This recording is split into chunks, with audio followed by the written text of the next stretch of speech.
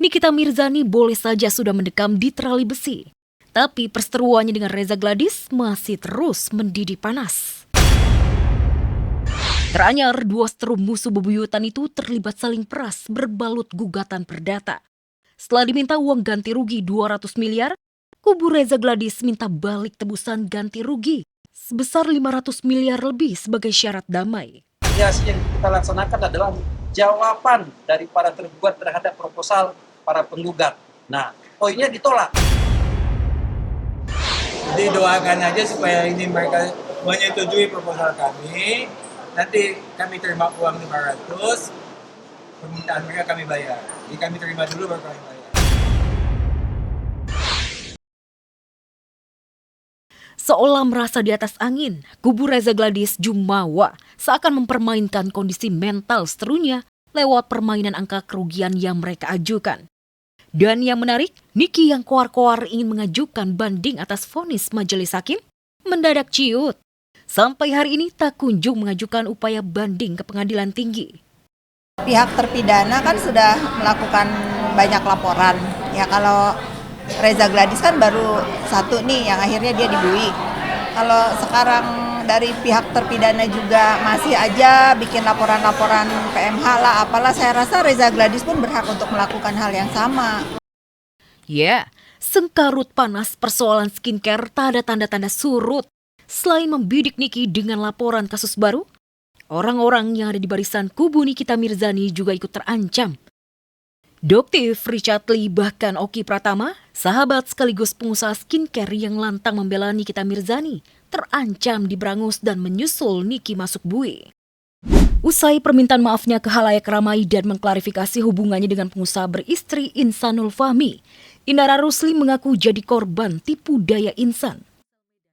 Pasalnya Insan mengaku sudah menalak Wardatina Mawa, istri sahnya. Karena alasan itulah ia mau menikah siri dengan Insan.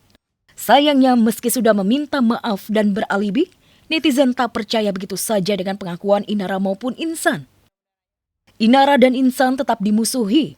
Demi meyakinkan publik, Inara langsung memutuskan pernikahannya dengan Insan. Aku di sini mau menyampaikan permintaan maaf atas kegaduhan yang terjadi, dan untuk semua pihak, kalau ada yang masih percaya sama aku, bahwa klien kami itu juga korban daripada si Insan ini, dan setelah klien kami mengetahui status sebenarnya dari si Insan ini, klien kami memilih mundur dan tidak lagi ingin berhubungan dengan saudara Insan. Tak cukup itu, kemarin Inara tiba-tiba menggandeng tim kuasa hukumnya mendatangi Polda Metro Jaya untuk mengadukan suami sirinya Insanul Fahmi ke polisi dengan pasal penipuan KUHP 378. Mantan istri Virgon itu merasa benar-benar kena tipu muslihat Insan hingga mau dinikahi dan berhubungan layaknya suami istri.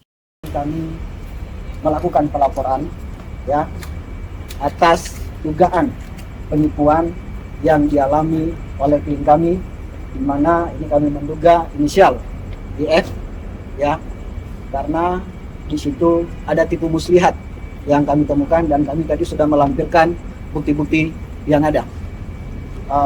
Semoga ini bisa ada titik terang dan tidak ada lagi persoalan-persoalan. Ya, habis manis sepah dibuang. Itulah nasib yang kini dihadapi Insan. 4 bulan berstatus suami artis terkenal dan menikmati indahnya pernikahan sirinya. Kini nasib Insan berada di ujung tanduk.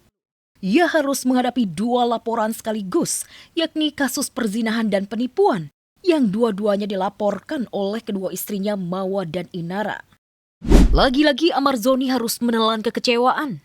Setelah eksepsi atau nota keberatannya ditolak majelis hakim, kini permohonan Amar agar dibawa ke Jakarta untuk menjalani sidang secara offline di Pengadilan Negeri Jakarta Pusat tidak dikabulkan oleh pihak Direktorat Jenderal Pemasyarakatan.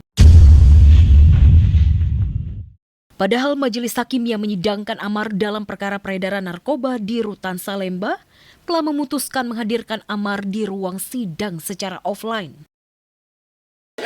Amar Zoni itu sebagaimana kemarin kegelisahan pada akhirnya majelis hakim mengeluarkan penetapan bahwa untuk pemeriksaan selanjutnya, kalau tidak salah pemeriksaan terdakwa ya, itu majelis hakim mengeluarkan penetapan.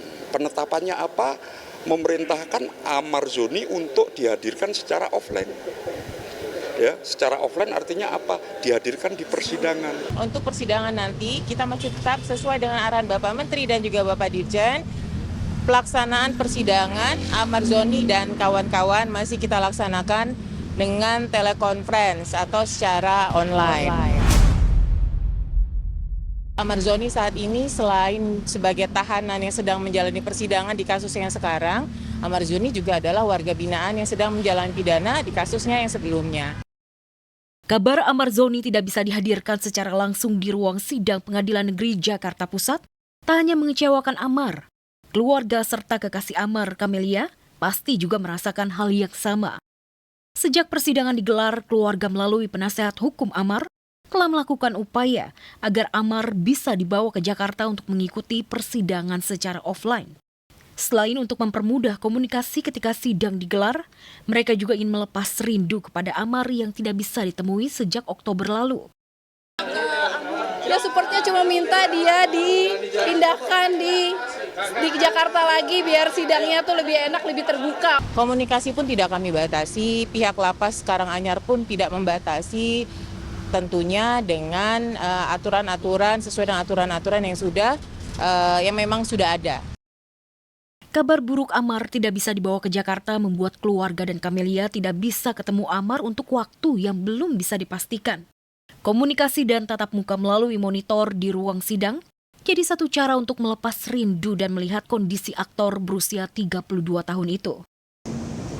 Gimana Anuki sehat? Aku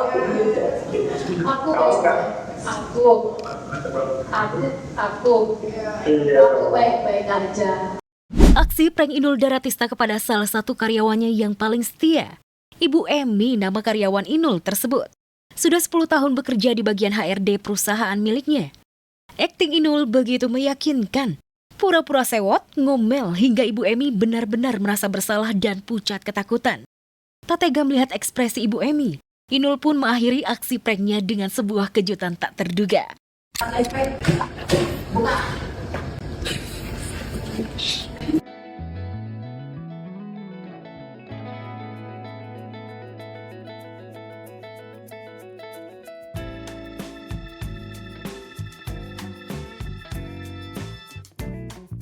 Ya, hadiah umroh jadi kejutan yang diberikan Inul kepada Ibu Emi. Tangis bahagia Ibu Emi pun pecah. Ia tak pernah mengira akan mendapatkan hadiah luar biasa tersebut. Tapi bagi Inul, menghadiahi karyawannya umroh sudah menjadi agenda wajib yang ia lakukan sebagai bentuk rasa syukur kepada sang pemberi rezeki. 10 tahun Bu Emi ikut saya sebagai orang HRD yang keluar masukin karyawan. Doanya sih pengennya kalau duitnya banyak banget, pengen banyak orang lagi yang mau diberangkatin. Saudara-saudara udah semua, kerabat, sampai teman-teman tuh yang lawas-lawas tuh udah tak tanyain ada yang udah belum umroh, aku berangkatin gitu.